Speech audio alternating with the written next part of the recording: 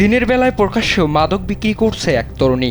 দেখে নিশ্চয়ই মনে প্রশ্ন জাগছে, কিভাবে দিনে দুপুরে সকলের সামনেই বিক্রি হচ্ছে মাদক। এ ঘটনা এখানকার প্রতিদিনের। শুধু মাদক কেনাবেচা নয়, দিনে রাতে সবসময় চলে এখানে মাদক সেবন। এটি রাজধানী ঢাকার সোহরাওয়ার্দী উদ্যান। উদ্যানের দেয়াল ঘেঁষে রয়েছে শাহবাগ থানা। অনেকে এখানে ছিনতাইয়ের ভয়ে পরিবার নিয়ে আসতে চান না। এখানে পরিবার নিয়ে আসা যায়, কিন্তু ঝুঁকি আছে।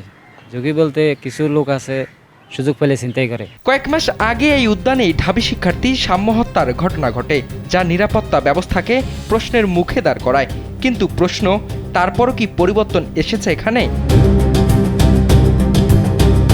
এ বিষয়ে নিজের সাথে ঘটে যাওয়ার ঘটনার কথা জানালেন ডাকসুর সমাজসেবা সম্পাদক এবি জোবায়ের। পুলিশ সবসময় থাকে একটা জায়গায়, কিন্তু তাদের একদম খুব কাছাকাছি জায়গায় মাদক বিক্রি হচ্ছে, তারা এটা দেখেও দেখে না।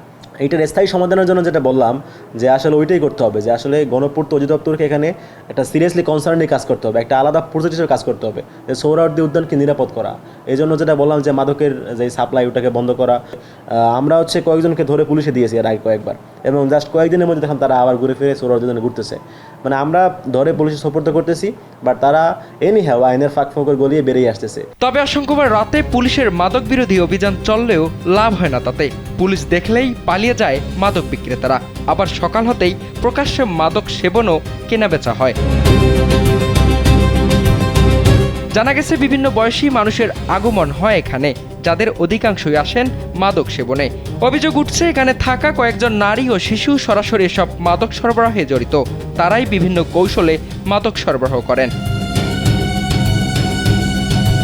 পুলিশ রাতে অভিযান চালিয়ে আটক করলেও বের হয়ে পুনরায় মাদক সেবন বা বিক্রয়ে যুক্ত হন তারা। মাদকের ব্যাপারে আমরা সবসময় খুব সিরিয়াসলি বিষয়টা দেখার চেষ্টা করি।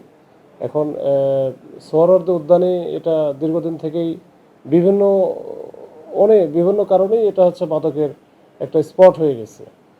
তো এটা আমরা চেষ্টা করতেছি এই সিন্ডিকেটগুলো ভাঙার। এটার জন্য যারা মাদক এখানে সরবরাহ করে, যারা এখানে মাদক ব্যবসাটা চালায় এবং যারা খায়, এই যে তিন শ্রেণীর লোকজন আছে, এই তিনটার দিকে কিন্তু আমরা কাজ করি। সোহরাওয়ার্দী উদ্যান যেখানে থাকার কথা স্বস্তি আর নিরাপত্তা, সেই জায়গা যদি হয়ে ওঠে প্রশ্নের কেন্দ্রবিন্দু, তাহলে তা শুধু একটি স্থানের সমস্যা নয়, বরং পুরো শহরের নিরাপত্তার প্রশ্ন। কেশব রায়, কালবেলা।